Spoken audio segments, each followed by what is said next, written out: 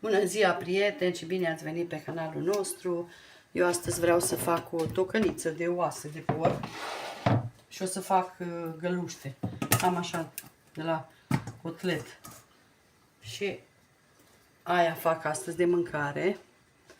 O să fac și găluște înăuntru. Acum, haideți să pun puțin ulei. Aici nu pun mult, că și oasele văd că-s grase. Și am aici vreo 3-4 cepe, că știți că ceapa dă gustul. Vreo 3 căței de usturoi.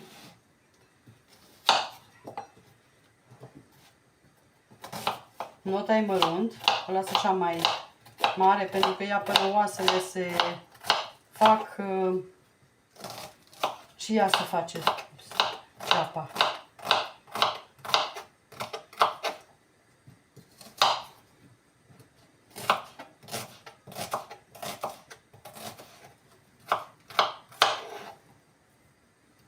Acum asta puteți să faceți cu cartofi, puteți să faceți cu garnitură lângă orez sau paste, ceva ce vă place. Eu o să fac numai găluște și atât. Și fac o salată de roșii și aia mâncăm astăzi.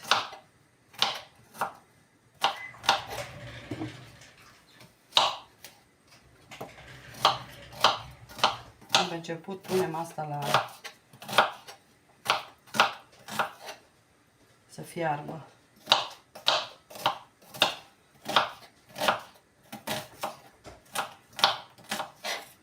Așa, tai și usturoiul. Eu nu pun mult usturoi, doar așa puțin pentru gust.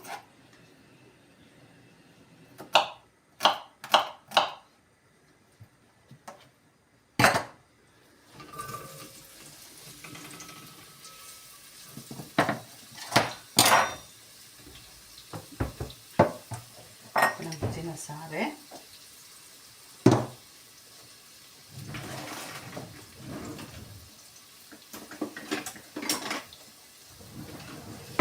Și o lăsăm să se inspire acolo. Tai și morcov. Că am morcov și tai morcov.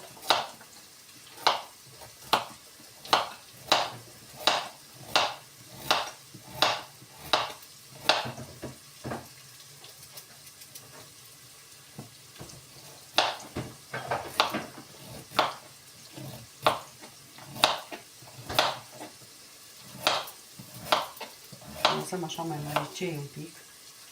Nu tăiem chiar așa mărunt. Vedeți ce bunătate de șoase. Nouă ni le place să... Altă lume nu mănâncă, dar mie îmi place să rod de pe ele carnea.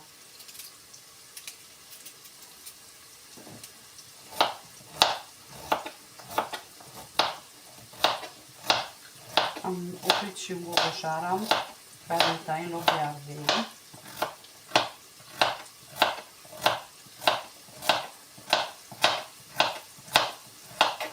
Așa.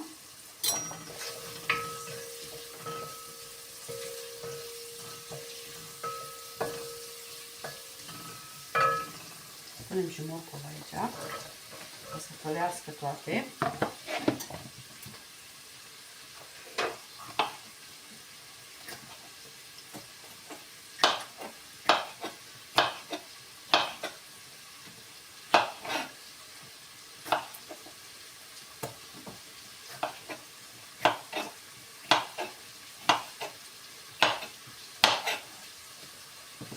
Ardeiul las așa puțin mai mare ca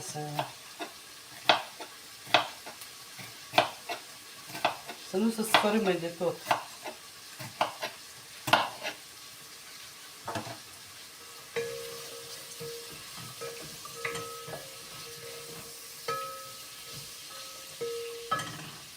Foarte puțin, nu mult.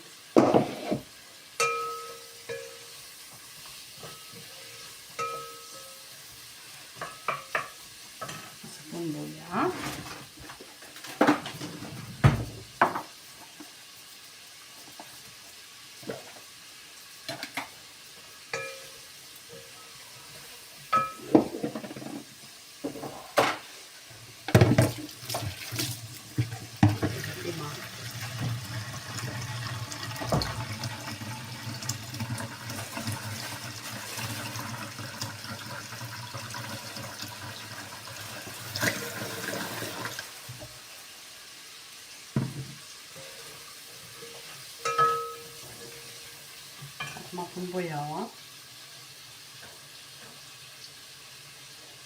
Boia punem pentru gust.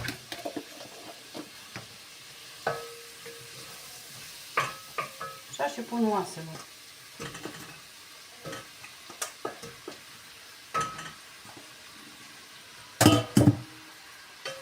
Și întoarcem vreo 2-3 ori ca să se ducă mai la fund și ele. Păi m-am săturat tot de carne de pui. Am zis, la, să mai facem și de oase de porc.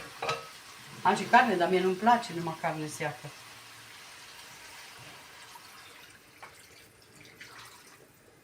Atât.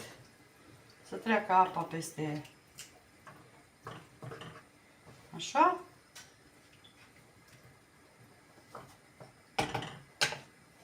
Punem puțin chimion.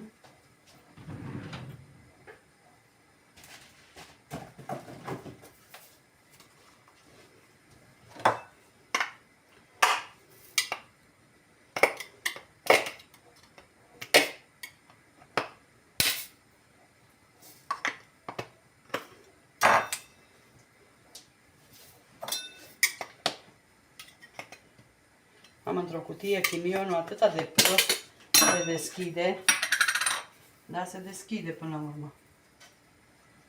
Puțin, nu punem mult.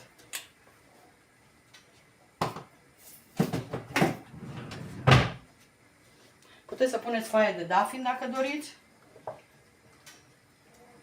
dar eu nu pun că nu-mi place. Adică nu că nu-mi place. Nu pun. Nu am motiv. Hai să punem și puțin chili.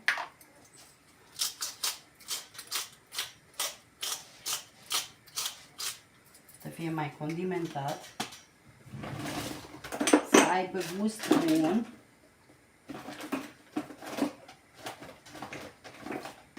Punem aici un cup de vită. Sau puteți vegeta, sau ce doriți dumneavoastră să puneți.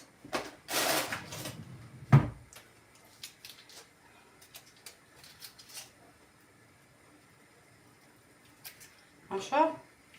Și acum lăsăm să fiarbă.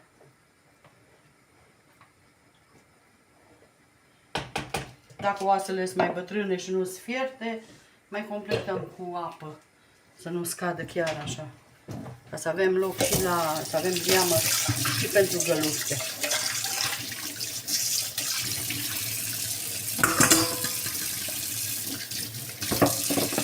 Ok, eu o să revin, acum vă las, o să revin să vedem cum fierbe carnea și după aia vă arăt ce fac mai departe. Uitați, oasele deja au început să scadă, să se moaie carnea, să cadă de pe oase. Așa.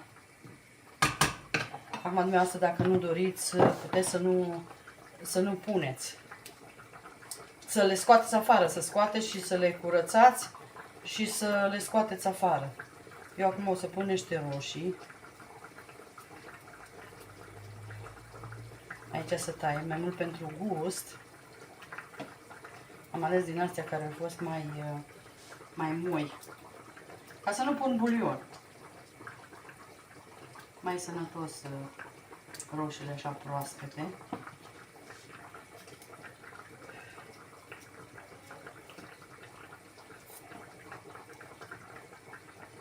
Eu încerc să le decojez ca să nu-mi lase atâta pielițele alea, dar mai rămâne ele. Acum 2, 3, câte roșii aveți.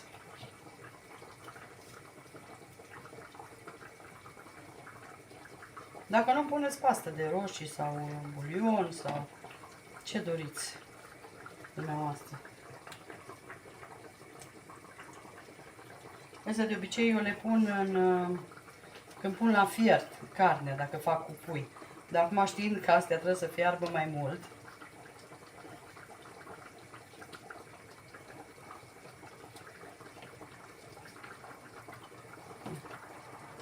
Vezi? Toată din...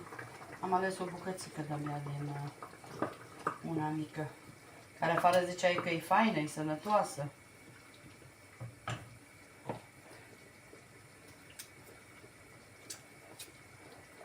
Nu contează, că de-aia și le-am oprit astea ca să am la mâncare. Toate ele un pic mai tari. Acum au început să moaie. Ok. Ajunge atâta. Ce mi-am stropit pe aici tot. Asta foarte repede fierbe în ceaunul ăsta. Dar când se încălzește, uai. Mai completăm cu apă, că știți de ce? Că v-am spus că fac găluște. Și atunci mie îmi trebuie să am...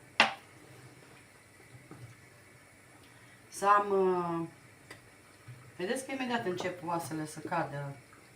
Deci nu a fost bătrân porcul. Să am apă, să iasă saftul ăla la găluște, știți?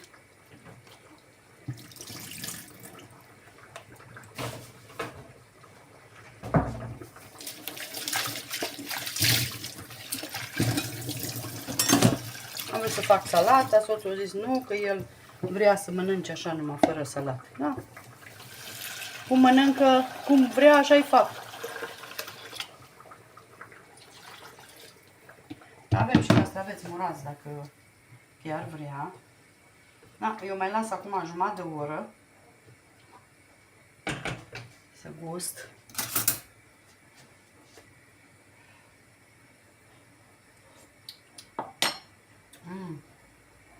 Dacă știți ce dulceagă e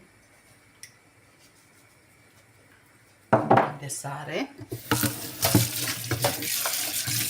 Cred că o să tai pătrunjel să pună și acum să intre puțin în carne. Și restul punem la final. Să-i fac găluște, ca ți-i plac găluștele lui. Prima dată eu am vrut să fac altceva lângă. Nu cartofi, în garnitură. Am zis, nu, să fac găluște. Na. Văd că de câte ori făceam acolo în Austria tocăniță, așa, vă zis că înghițea în sec. Din cauza găluștelor, nu așa. Ok, mai lăsăm o jumătate de oră și gata. Fac găluștele imediat atunci. Revin. Găluștele acum. Am pus 3 ouă aici. O să punem și puțin apă minerală ca să iasă mai pufoase.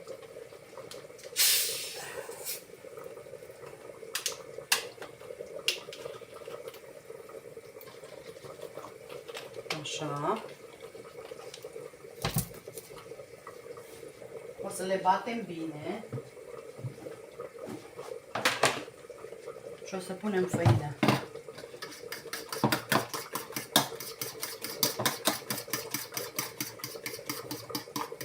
Acum făină punem cât arăt eu cum arată. Am mai făcut din astea, ați mai văzut la mine pe...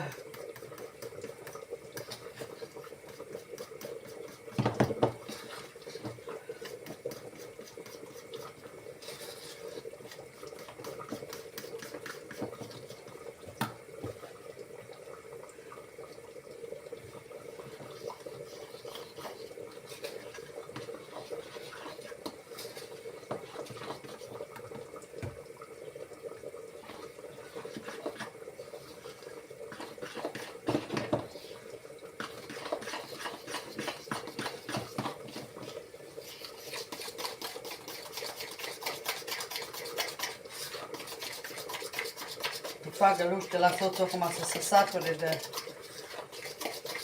Da, să-mi schimb, să-mi iau lingură, că mai bine fac.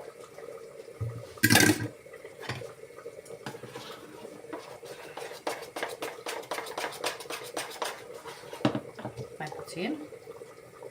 Mai trebuie mult, dar mai trebuie puțin.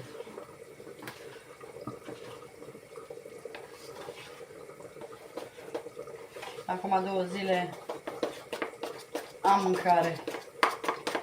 Aici nu trebuie să fac în fiecare zi ca acolo. Nu de alta, dar nu o mâncăm, nu că de făcut mie nu mi mult să fac, dar nu o mâncăm și atunci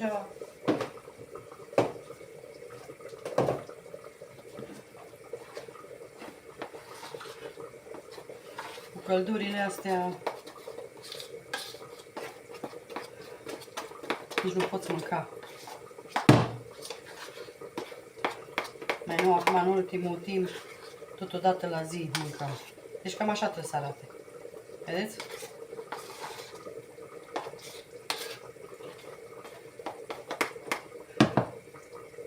Așa, și acum am spăl lingura ca să pot să pun.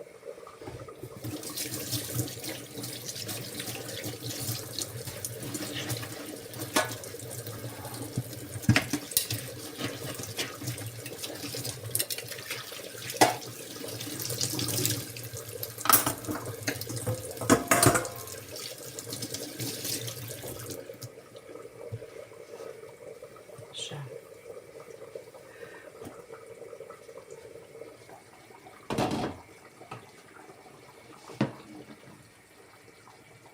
Să iasă multe, foarte multe.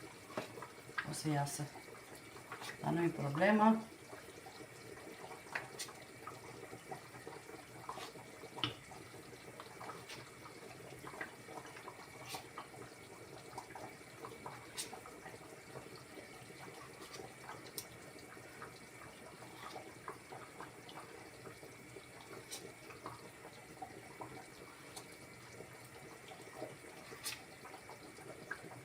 Focul imediat se încetinește, că sunt astea înăuntru, găluștele.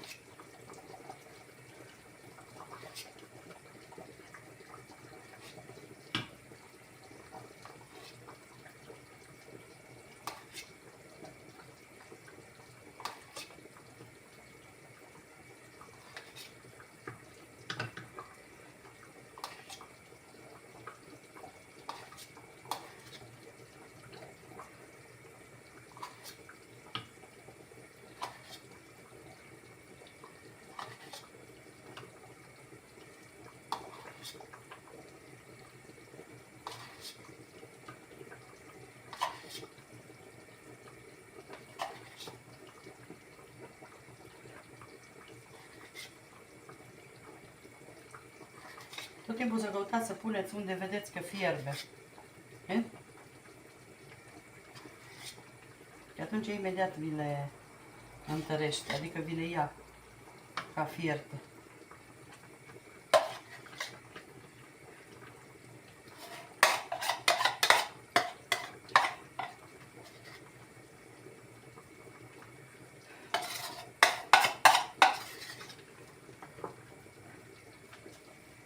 Așa. Acum eu o să amestec numai să nu să prindă, dar nu să prinde în asta, sigur. Nu. Punem capacul și lăsăm să fiarbă. Și vă arăt eu după aia ce mai fac dacă la el. Multe nu. Verdeața, condimentez, că nici n-am pus piper.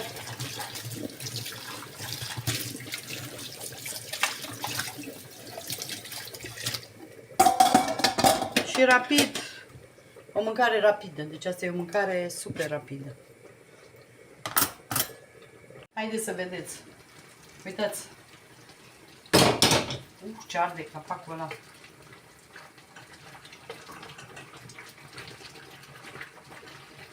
Uitați ce fain a ieșit.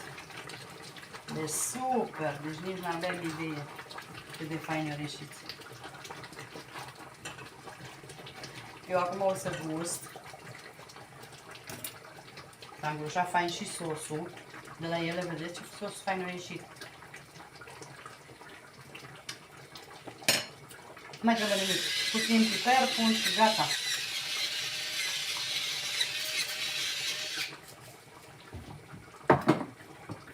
Verdeața.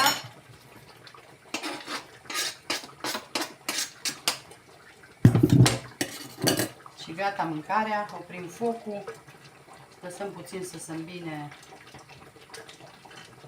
verdeața cu asta și putem mânca. A să fie și carne așa de faină. Ok, o să revin eu cu farfuria, vă fac farfuria. Și uitați, dragile mele, așa arată gulașul nostru sau tocănița noastră de carne de porc. Arată delicios. Uitați ce fain e sosul. Vedeți ce fain e sosul? Și cu oasele, o bunătate. Carnea de pe oase știți că totdeauna e mai dulce. Deci super, super fain. Sper să încercați și această rețetă, că nu o să vă pară rău, că a ieșit o bunătate. Și cu pâine moale, care dorește, care nu, fără. Noi vă mulțumim și o zi minunată vă dorim în continuare. Bye, bye!